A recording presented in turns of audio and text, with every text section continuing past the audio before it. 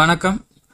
இன்னைக்கு வீடியோவில் வெசல் அல்லது காலத்தை வந்து ஒரு ஃபீல்டு ஆப்ரேட்டரு மெயின்டெனன்ஸ்க்கு எப்படி ஹேண்ட் ஓவர் பண்ணுவாங்கன்னு சொல்லிட்டு தான் நம்ம பார்க்க போகிறோம்.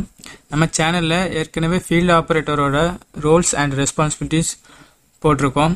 அதாவது பம்பை வந்து எப்படி மெயின்டெனன்ஸ்க்கு ஹேண்ட் ஓவர் பண்ணுவாங்க, பம்பை எப்படி ஸ்டார்ட் அப் பண்ணுவாங்க அப்படின்னு சொல்லிட்டு வீடியோஸ் போட்டிருக்கோம்.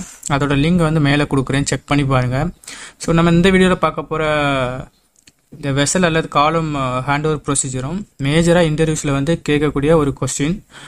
ஸோ இந்த வீடியோ வந்து ஃபுல்லாக பாருங்கள், உங்களுக்கு இன்டர்வியூவில் கண்டிப்பாக அந்த மாதிரி கொஸ்டின் கேட்பாங்க. ஸோ இந்த வீடியோவில் நான் மென்ஷன் பண்ணியிருக்க ஒரு 5 பாயிண்ட் மென்ஷன் பண்ணியிருக்கேன். அந்த 5 பாயிண்ட் நீங்கள் வந்து இன்டர்வியூவில் சொன்னாலே போதும், நீங்கள் கண்டிப்பாக அந்த கொஸ்டினுக்கு வந்து ஆன்சர் பண்ணிடலாம். இந்த வீடியோ பார்த்துட்டு இருக்கவங்க நம்ம சேனலை வந்து சப்ஸ்கிரைப் பண்ணுங்கள். ஸோ நீங்கள் சப்ஸ்கிரைப் பண்ணுறதுனால நான் வந்து இன்னும் நிறைய வீடியோ போட வந்து ஒரு மோட்டிவேஷனலாக இருக்கும். அதுக்கப்புறம் உங்களுக்கு ஏதாவது டவுட் இருந்ததுன்னா அதை கமெண்ட் பண்ணுங்கள். என்னால் முடிஞ்சு அப்படின்னா அதுக்காக நான் வீடியோ க்ரியேட் பண்ணி போடுறேன். அதுக்கப்புறமா நம்ம வந்து புதுசாக ஒரு வாட்ஸ்அப் குரூப் வந்து ஆரம்பிச்சிருக்கோம். அதோட லிங்க் வந்து இந்த வீடியோவோட டிஸ்கிரிப்ஷனில் வந்து நான் கொடுத்துருக்கேன், அதை செக் பண்ணி பாருங்கள். அந்த வாட்ஸ்அப் குரூப்பில் நம்ம வந்து ஜாப் அப்டேட்ஸ் அனுப்ப போகிறோம். அதுக்கப்புறமா ஜாப் பற்றி நம்ம வந்து டிஸ்கஸ் பண்ண போகிறோம். ஓகேங்களா? ஸோ இப்போ வந்து நம்ம வீடியோவோட கண்டென்ட்டுக்கு போகலாம். நீங்கள் வந்து ஆயில் அண்ட் கேஸ் இண்டஸ்ட்ரியில் பார்த்தீங்க அப்படின்னா காலம் அண்ட் வெசல்ஸ் வந்து நிறையா டிசைன்ஸில் அப்புறம் நிறையா ப்ராசஸ்க்காக நம்ம யூஸ் பண்ணிகிட்ருக்கோம். ஓகேங்களா? நிறையா டிசைன்ஸ் இருக்குது. நீங்கள் முக்கியமாக இந்த ஹேண்ட் ஓவர் பண்ண போகிறதுக்கு முன்னாடி கவனிக்க வேண்டியது என்ன அப்படின்னா இதோட டிசைன்ஸ், அப்புறமாட்டு இதோட ப்ராசஸ். டிசைன் எடுத்துக்கிட்டிங்க அப்படின்னா ஹரிசாண்டல் அப்புறம் வெர்டிக்கலில் இருக்கும். ப்ராசஸ் பார்த்தீங்கன்னா நிறைய ப்ராசஸ்க்காக நம்ம யூஸ் பண்ணிட்டு இருக்கோம். இப்போ காலம் எடுத்துக்கிட்டிங்க அப்படின்னா டிஸ்டிலேஷன் ப்ராசஸ்க்கு யூஸ் பண்ணிட்டு இருக்கோம். எப்படின்னா இப்போ கேஸை செப்பரேஷன் பண்ணுறோம், ஆயிலை செப்பரேஷன் பண்ணுறோம், ஏதாவது கெமிக்கலை செப்பரேஷன் பண்ணுறோம், இந்த மாதிரி ப்ராசஸ்க்கு நம்ம வந்து காலம் யூஸ் பண்ணிட்டு இருக்கோம். அதே மாதிரி நீங்கள் வெசல் எடுத்துக்கிட்டிங்கன்னா பஃபர் வெசல் இருக்குது, ஸ்கிராப்பர் இருக்குது, அப்புறம் வெசலில் வந்து ஏதாவது நம்ம ஸ்டோர் பண்ண யூஸ் பண்ணுறோம், ஏர் ரிசீவர் இருக்குது, இந்த மாதிரி நிறையா வெசல்ஸ் இருக்குது. ஓகேங்களா? ஸோ இந்த ப்ராசஸ் வந்து ஒவ்வொரு பிளான்ட்லேயும் கொஞ்சம் வந்து டிஃப்ரெண்ட் ஆகும். நம்ம இந்த டிசைன் அப்புறம் ப்ராசஸ் வந்து கண்டிப்பாக நம்ம வந்து பார்க்கணும் ஹேண்ட் ஓவர் பண்ணுறதுக்கு முன்னாடி. காலத்தில் வந்து சில டிசைன்ஸில் பார்த்தீங்கன்னா ஒரு இன்லெட் மல்டிபிள் அவுட்லெட் இருக்கும். ஓகேங்களா? ஸோ இதெல்லாம் நம்ம வந்து ப்ராசஸ் இதெல்லாம் வந்து நம்ம தெரிஞ்சு வச்சுக்கணும். ஓகேங்களா? தெரிஞ்சு வச்சுக்கிட்டு அதுக்கப்புறம் தான் இந்த ப்ராசஸ் வந்து நம்ம கரெக்டாக வந்து பண்ண முடியும். ஃபர்ஸ்ட் பாயிண்ட் பார்க்கலாம். ஃபர்ஸ்ட் பாயிண்ட் வந்து பாசிட்டிவ் ஐசோலேஷன். பாசிட்டிவ் ஐசோலேஷன் அப்படின்னா நம்ம வெசல் அல்லது காலத்து கூட எந்தெந்த பைப்லைன்ஸ்லாம் கனெக்டடாக இருக்கோ அதை வந்து நம்ம க்ளோஸ் பண்ணணும். அதுக்கு முன்னாடி நீங்கள் முக்கியமாக கவனிக்க வேண்டியது எந்த யூனிட்டை வந்து ஹேண்ட் ஓவர் பண்ண போகிறோம்னு சொல்லிட்டு கவனிக்கணும். எக்ஸாம்பிளுக்கு நீங்கள் இப்போ ஒரு காலம் எடுத்துக்கலாம். இந்த காலத்தில் வந்து இப்போ ஃபுல் ஷடவுனுங்கும் போது நார்மலாக அந்த ஃபுல் யூனிட்டுமே வந்து ஹேண்ட் ஓவர் பண்ணுற மாதிரி இருக்கும். அப்படி ஃபுல் யூனிட்டையும் ஹேண்ட் ஓவர் பண்ணுறதா இருந்தால் அந்த ஃபுல் யூனிட்டையும் வந்து நம்ம ஐசோலேட் பண்ணணும். இல்லை அப்படின்னா இப்போ இந்த காலத்தை மட்டும்தான் நமக்கு வந்து ஹேண்ட் ஓவர் பண்ணணும் அப்படின்னு நினச்சிங்க அப்படின்னா இந்த காலத்து கூட கனெக்ட் ஆகிருக்க லைனை மட்டும் தான் நம்ம வந்து ஐசோலேஷன் பண்ணணும். வேறு மீதியெல்லாம் வந்து ஐசோலேஷன் பண்ண தேவையில்லை, அப்புறம் டீப்ரெஷரைசேஷன் பண்ணவும் தேவையில்லை. ஓகேங்களா? இதில் நம்ம காலத்தை மட்டும் எப்படி ஹேண்ட் ஓவர் பண்ணலாம் சொல்லிட்டு பார்க்கலாம். இதில் வந்து நம்ம ஃபீடை வந்து க்ளோஸ் பண்ணணும். ஃபீல்டில் வந்து வால் கொடுத்துருப்பாங்க, அதை க்ளோஸ் பண்ணணும். க்ளோஸ் பண்ணி டு நாட் ஆப்ரேட்டுங்கிற டேக் போடணும். அதே மாதிரி இந்த பாட்டம் லைன்லேயும் ஒரு வால் கொடுத்துருப்பாங்க, அதையும் க்ளோஸ் பண்ணி நம்ம வந்து டேக் போடணும்.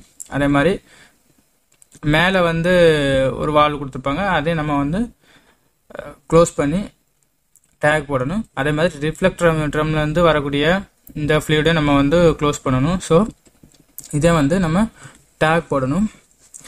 அதே மாதிரி இப்போ இது வந்து ஸ்ட்ரிப்பர் காலம். இதே டிஸ்டிலேஷன் காலமாக இருந்தால் மல்டிபிள் அவுட்லெட் இருக்கும். ஸோ அப்படி மல்டிபிள் அவுட்லெட் இருந்தால் அதே நம்ம க்ளோஸ் பண்ணணும். ஸோ மினிமமாக இந்த காலத்துக்கு கூட என்னென்ன பைப்லாம் கனெக்ட் ஆகிருக்கோ அதை எல்லாத்தையும் நம்ம வந்து க்ளோஸ் பண்ணணும். நம்ம இந்த இன்லெட் அவுட்லெட் எல்லாத்தையுமே ஐசோலேஷன் பண்ணிட்டு டீப்ரெஷரைசேஷன் பண்ணும்போது இந்த வெண்ட் ட்ரெயின் வால்வை வந்து ஓப்பன் பண்ண வேண்டியிருக்கும். செகண்ட் பாயிண்ட் பார்த்தீங்கன்னா டீப்ரெஷரைஸ்ட் ஆர் ட்ரெயின் த சிஸ்டம். இதில் வந்து நீங்கள் முக்கியமாக கவனிக்க வேண்டியது நம்ம எக்யூப்மெண்ட் வந்து ப்ராசஸ் மெட்டீரியல் என்னவா இருக்குது நம்ம கவனிக்கணும். ப்ராசஸ் மெட்டீரியல்னால் இப்போ நம்ம காலத்தில் வந்து கேஸை செப்பரேஷன் பண்ணலாம், அல்லது ஆயிலை செப்பரேஷன் பண்ணலாம், அல்லது ஏதாவது கெமிக்கலை செப்பரேஷன் பண்ணலாம். ஓகேங்களா? இப்போ கேஸை செப்பரேஷன் பண்ணுறதா இருந்தால் அதை வந்து நம்ம வெண்ட் வால்வை ஓப்பன் பண்ணி அதை வந்து ஃப்ளேருக்கு அனுப்பணும். ஓகேங்களா? அல்லது அந்த காலத்தோட ப்ராசஸ் மெட்டீரியல் ஹைட்ரோ கார்பனாக இருந்து அப்படின்னா அதை வந்து நம்ம ட்ரெயின் பண்ணணும். ஹைட்ரோ கார்பனுங்கிறது கண்டென்ஸ் ஸ்டேட்டில் இருக்கும்போது அது லிக்யூடாக இருக்கும்.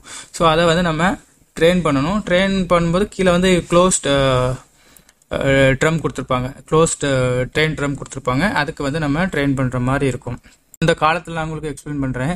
இதில் வந்து நமக்கு வெண்ட் லைன் இருக்குது, ஓகேங்களா. இந்த வெண்ட் லைன் அப்புறம் ரிலீஃப் வால்வ் இருக்குது. சில இடங்களில் என்ன பண்ணியிருப்பாங்கன்னா இந்த ரிலீஃப் வால்வ்லேயே ஒரு பைபாஸ் லைன் கொடுத்துருப்பாங்க. ஸோ அந்த பைபாஸ் லைனை ஓப்பன் பண்ணி நம்ம வெண்ட் பண்ணும்போது அது வந்து ஃப்ளாருக்கு போயிடும். சில நேரங்களில் இந்த வெண்ட் லைன் வந்து நாக் அவுட் ட்ராமுக்கு போயிட்டு அந்த ஃப்ளாருக்கு போகிற மாதிரி கொடுத்துருப்பாங்க, ஓகேங்களா. ஸோ அந்த மாதிரி கண்டிஷனில் இந்த வெண்ட் வால்வை ஓப்பன் பண்ணி நம்ம வந்து ஃப்ளாருக்கு அனுப்பணும். அதுக்கப்புறமா இதே இந்த காலத்தோட ப்ராசஸ் மெட்டீரியல் ஒரு லிக்யூடாக இருந்து அப்படின்னா, இல்லை ஒரு கெமிக்கலாக இருந்து அப்படின்னா, இந்த பாட்டத்தில் ஒரு ட்ரெயின் வால்வ் கொடுத்துருப்பாங்க. அதை ஓப்பன் பண்ணி நம்ம வந்து கீழே வந்து க்ளோஸ்டு ட்ரெயின் கொடுத்துருப்பாங்க, க்ளோஸ்டு ட்ரெயின் ட்ரம்னு ஒரு இது கொடுத்துருப்பாங்க. அதுக்கு வந்து நம்ம கம்ப்ளீட்டாக ட்ரெயின் பண்ணிடணும், ஓகேங்களா. இதான் செகண்ட் பாயிண்ட்டு. தேர்ட் பாயிண்ட் வந்து பர்ஜிங் பற்றி நான் ஏற்கனவே வீடியோ போட்டிருக்கேன். அது வந்து நம்ம பம்பை வந்து ஹேண்ட் ஓவர் பண்ணும்போது பர்ஜிங் எப்படி பண்ணுவோம்னு சொல்லிட்டு வீடியோ போட்டிருக்கோம். பர்ஜிங் எதுக்காக பண்ணுறோம் அப்படின்னு சொல்லிட்டு வீடியோ போட்டிருக்கோம். ஸோ இதில் வந்து சிம்பிளாக நான் உங்களுக்கு எக்ஸ்பிளைன் பண்ணுறேன். பர்ஜிங் வந்து நம்ம எதுக்காக பண்ணுறோம்னா, நம்ம இப்போ ஹேண்ட் ஓவர் பண்ணக்கூடிய அந்த வெசல் காலத்தில் உள்ளே இருக்கக்கூடிய டாக்ஸிக் அண்ட் ஃப்ளேமபிள் கேஸை வந்து ரிமூவ் பண்ணுறதுக்கு தான் பர்ஜிங் பண்ணுறோம், ஓகேங்களா.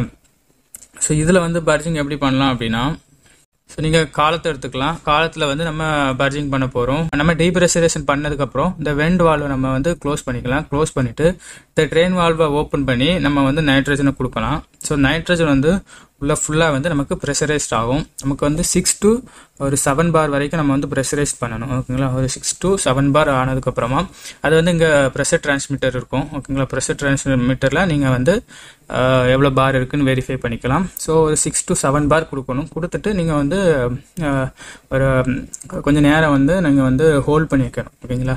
ஸோ அந்த நைட்ரஜன் வந்து உள்ளே இருக்கக்கூடிய அந்த ஃப்ளேமபிள் அப்புறம் டாக்ஸிக் கேஸ் கூட மிக்ஸ் ஆகி வந்து அப்படியே அப்சார்வ் ஆகும். ஸோ அதுக்கப்புறமா என்ன பண்ணணும்னா அந்த வெண்ட் வால்வை ஓப்பன் பண்ணணும். வெண்ட் வால்வை ஓப்பன் பண்ணி ஃப்ளாருக்கு விட்டுறணும். அது வந்து ஃப்ளாருக்கு போயிடும், ஓகேங்களா.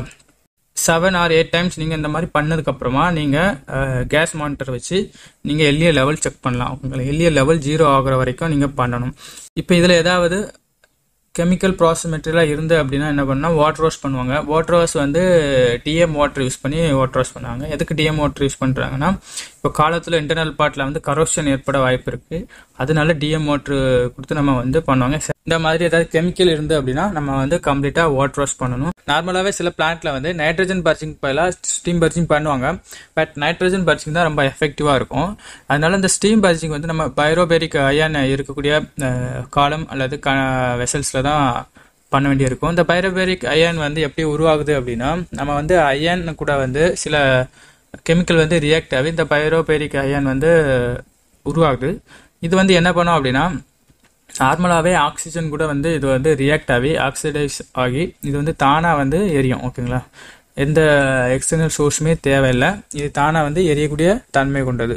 அதனால நம்ம வந்து வெசலை அல்லது காலத்தை ஓப்பன் பண்ணும்போது இந்த ஏதாவது வந்து ஃபயர் நடக்கக்கூடிய சான்ஸ் இருக்குது. அதனால இதை வந்து நம்ம ரிமூவ் பண்ணணும். இதை ரிமூவ் பண்ணுறதுக்கு ஸ்டீம் பர்ஜிங் பண்ணுவாங்க அல்லது சில கெமிக்கல் யூஸ் பண்ணி இன்ஜெக்ட் பண்ணி அதை வந்து ரிமூவ் பண்ணுவாங்க. ஸோ இதில் வந்து நம்ம ஸ்டீம் பர்ஜிங் பண்ண போகிறத பற்றி பார்க்கலாம். ஸோ ஸ்டீம் பர்ஜிங் வந்து நம்ம ஒரு 6 அல்லது 8 மணி நேரத்துக்கு வந்து நம்ம பண்ண வேண்டியது இருக்கும். ஸ்டீம் வந்து நம்ம நைட்ரஜன் பர்ஜிங் எப்படி பண்ணமோ அதே மாதிரி தான் ஸ்டீம் பர்ஜிங் பண்ணணும். ஆனால் ஸ்டீம் பர்ஜிங்கில் பண்ணும்போது நமக்கு வெண்ட் வால்வ் வந்து ஓப்பனில் இருக்கணும், ஓகேங்களா. நம்ம ஆல்ரெடி உள்ள வந்து ஸ்டீம் கொடுக்குறோம். அது வந்து கண்டென்சேட் ஆகும்போது ஒரு வேக்யூம் கிரியேட் ஆகி அந்த காலத்தோட ஷேப் வந்து மாறதுக்கு சான்ஸ் இருக்குது. ஸோ நம்ம வந்து ஸ்டீம் பர்ஜிங் பண்ணும்போது வெண்ட் வால்வ் வந்து ஓப்பனில் இருக்கணும், ஓகேங்களா. இப்போ வந்து நம்ம ஐசோலேஷன் பண்ணிட்டோம், டீப்ரெஷரைஸ் பண்ணிட்டோம், அதுக்கப்புறமா பர்ஜிங் பண்ணிட்டோம். பர்ஜிங் வந்து நம்ம என்ன ப்ராசஸ் மெட்டீரியல் இருக்கோ அதை பொறுத்து நம்ம என்ன பர்ஜிங் தேவையோ அதை வந்து நம்ம பண்ணிட்டோம், ஓகேங்களா.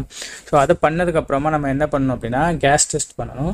கேஸ் டெஸ்ட் எதுக்காக பண்ணணும் அப்படின்னு பார்த்தீங்கன்னா, நைட்ரஜன் பர்ஜிங் பண்ணோம் அப்படின்னா உள்ள வந்து நைட்ரஜன் தான் அதிகமாக இருக்கும், நமக்கு வந்து ஆக்சிஜன் இருக்காது. இப்போ நம்ம காலத்துக்குள்ளே போய் வேலை பார்க்க போகிறோம்னா நமக்கு வந்து ஆக்சிஜன் தேவை. ஸோ ஆக்சிஜன் வந்து நம்ம செக் பண்ணணும். நமக்கு வந்து ஆக்சிஜன் வந்து ஒரு 20.8% வந்து இருக்கணும், ஓகேங்களா. ஸோ அதை வந்து நம்ம கேஸ் மானிட்டர் மூலமாக செக் பண்ணணும். அதே மாதிரி எல்இஎல் லெவல் 0 இருக்கணும். H2S லெவலும் வந்து 0 ppm இருக்கணும், ஓகேங்களா. ஸோ இதெல்லாம் வந்து மானிட்டர் வச்சு செக் பண்ண வேண்டியிருக்கும். அதுக்கு வந்து கேஸ் டெஸ்டரை வந்து நம்ம கூப்பிட்டு வந்து செக் பண்ணலாம். இல்லைனா ஆப்ரேட்டர் நீங்கள் வந்து கேஸ் டெஸ்டராக இருந்தீங்க அப்படின்னா நீங்களே செக் பண்ணலாம். ஓகேங்களா? ஸோ அதுக்கு வந்து கேஸ் டெஸ்டர் சர்டிஃபிகேட் இருக்கவங்க வந்து யாராக இருந்தாலும் செக் பண்ணலாம். இந்த பர்ஜிங் பண்ண வெசல் அல்லது காலத்துக்குள்ள நம்ம வந்து ஆக்சிஜனை நிறைய எப்படி கொண்டு வரது அப்படின்னு பார்த்தீங்கன்னா, அதில் வந்து நம்ம வந்து மேலே வந்து நம்ம இன்லெட்டில் ஃபேன் கொடுக்கலாம். ஸோ அது வந்து ஏரை வந்து உள்ள அனுப்பும். கீழே வந்து நம்ம எக்ஸாஸ்ட் ஃபேன் கொடுக்கலாம். அது என்ன பண்ணுன்னா உள்ளே இருக்க ஏரை வந்து வெளியே அனுப்பும். இந்த மாதிரி சர்க்குலேஷன் ஆகிட்டு இருக்கனால நம்ம காலத்துக்குள்ள வந்து நல்ல ஏர் வந்து நமக்கு வந்து கிடைக்கும். கேஸ் டெஸ்ட் பண்ணுறதுக்கு அப்புறமா மெக்கானிக்கல் டிபார்ட்மெண்ட் வந்து பிளேண்டிங் டிப்ளேண்டிங் இன்ட்ரடியூஸ் பண்ணுவாங்க. நம்ம ஏற்கனவே வால்வை வந்து ஐசோலேஷன் பண்ணிட்டோம். ஆனால் வால்வை ஐசோலேஷன் பண்ணினாலுமே அது வந்து போதாது. நம்ம வந்து எக்ஸ்ட்ரா சேஃப்டிக்காக பிளேண்டிங் டீப்ளேண்டிங் பண்ணணும். 5வது பாயிண்ட் வந்து கன்ஃபைன்ட் ஸ்பேஸ் என்ட்ரியை வந்து ஃபாலோ பண்ணி நம்ம அதில் வந்து ஒர்க் பண்ணலாம். கன்ஃபைன்ட் ஸ்பேஸ் என்ட்ரி ப்ரொசீஜர் வந்து நான் தனியாக இன்னொரு வீடியோவில் போடுறேன். இவங்களா நார்மலாக வந்து வெளியே வந்து ஸ்டாண்ட் பை பர்சன் இருக்கணும். அதுக்கப்புறம் ஃபயர் எக்ஸ்டிங்யூஷர் இருக்கணும். இந்த ஸ்டாண்ட் பை பர்சன் வந்து குவாலிஃபைடாக இருக்கணும். அதே மாதிரி அவங்கக்கிட்ட வந்து ஒரு லாக் ஷீட் இருக்கணும். அதில் சைன் போட்டு தான் நம்ம வந்து காலத்துக்குள்ளே என்ட்ரு ஆகணும்.